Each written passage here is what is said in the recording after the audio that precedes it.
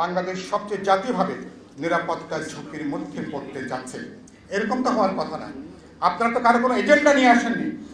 17 বছর ধরে যেটা লাভজনক পর্যায়ে আছে সেটাকে এখন বিদেশি কোম্পানির হাতে দক্ষতার আরো দক্ষ হবে এই কথা বলে তাদেরকে দেবার একটা পায়তারা চলছে। এমন প্রশ্ন যেগুলোর সাথে আমার বর্তমান ভবিষ্যৎ, আমার স্বাধীনতা সার্বভৌমতা যুক্ত, জাতীয় নিরাপত্তা যুক্ত, এসব ব্যাপারগুলো তারা ঝুঁকির মধ্যে নিয়ে যাচ্ছেন।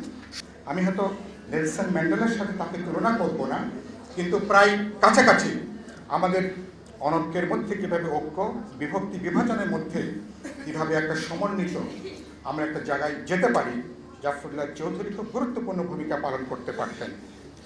আমি সেই কারণের জন্য কিন্তু জাফরুল্লাহ চৌধুরীর নাই, কিন্তু যারা আছেন সময় নতুন মানুষ তৈরি করে, নতুন নেতৃত্ব তৈরি করে, নিশ্চয়ই সে ব্যাপারে আমরা নিশ্চয়ই কাজ করতে পারবো। আমি দুটো ব্যাপারে খুবই উদ্বিগ্ন।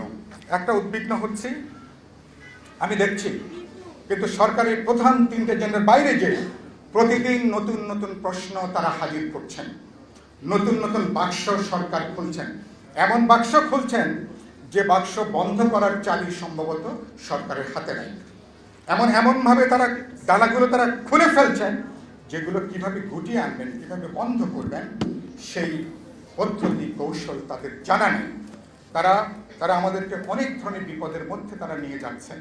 সরকার প্রথম দিকে ভারতের ব্যাপারে একটা কড়া বার্তা দিয়েছেন, সবাই আমরা সমর্থন করেছি, কিন্তু যত দিন যাচ্ছে এই সরকারের আমলে আপনারা দেখছেন করিডোরের প্রশ্ন দেখছেন, মানবিক করিডোরের নাম করে একটা সামরিক করিডোর দেওয়ার ব্যাপারে অফিসিয়ালি সরকার অস্বীকার করলেও নানা ধরনের তৎপরতা এখনো অব্যাহত আছে বলে আমরা জানি।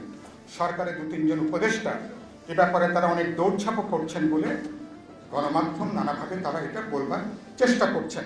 এরকম তো হবার কথা না যে মানবিক করিডোর দুনিয়াব্যাপী সামরিক করিডোরে পর্যবেসিত হয় এবং বাংলাদেশের নিরাপত্তা সার্বভৌমত্ব নতুন করে বিপদের ঝুঁকির মধ্যে পড়তে পারে। চিটাঙের খসরু এখানে আছেন, নিউ মরিন কন্টেইনার পোর্ট 17 বছর ধরে যেটা লাভজনক পর্যায়ে আছে সেটাকে এখন বিদেশি কোম্পানির হাতে দক্ষতার আরো দক্ষ হবে এই কথা বলে তাদেরকে দেবার একটা পায়তারা চলছে। এরকম অনেকগুলো গুরুত্বপূর্ণ বিষয় যেগুলো তাদের এখতিয়ারের বাইরে, যেগুলো নির্বাচিত সরকার করবেন, জনপ্রতিনিধিরা করবেন, এমন প্রশ্ন যেগুলোর সাথে আমার বর্তমান ভবিষ্যৎ, আমার স্বাধীনতা সার্বভৌমতা যুক্ত, জাতীয় নিরাপত্তা যুক্ত, এসব ব্যাপারগুলো তারা ঝুঁকির মধ্যে নিয়ে যাচ্ছেন। সম্ভবত গত 9 মাসের মধ্যে এখন বাংলাদেশ সবচেয়ে জাতীয়ভাবে নিরাপত্তার ঝুঁকির মধ্যে পড়তে যাচ্ছে। এরকম তো হওয়ার কথা না।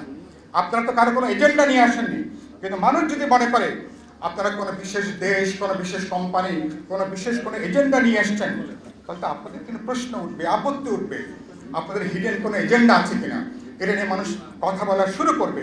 আপনারা এগুলোকে তৈরি করছেন।